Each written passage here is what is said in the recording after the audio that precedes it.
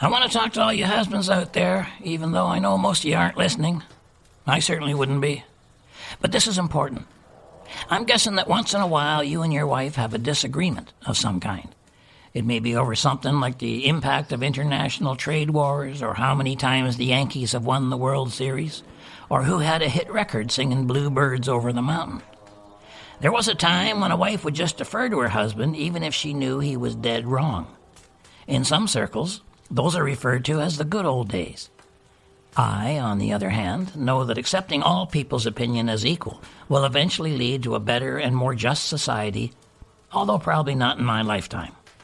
But my point is that for hundreds of years, husbands and wives had these disagreements, but no easy way to find out who was right and who was wrong, so they just let it go.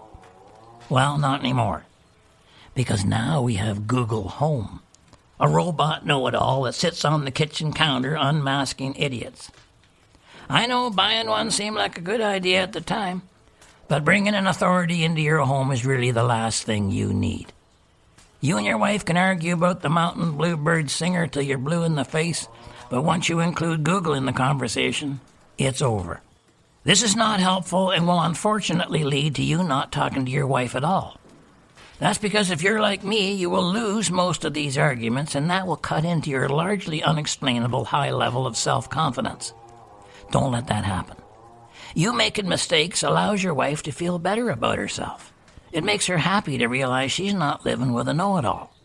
So with or without Google, when you have a disagreement with your wife, make sure you're wrong way more often than you're right. You may be one of those lucky guys who just does that naturally. Well, keep up the good work. And remember, I'm pulling for you. We're all in this together.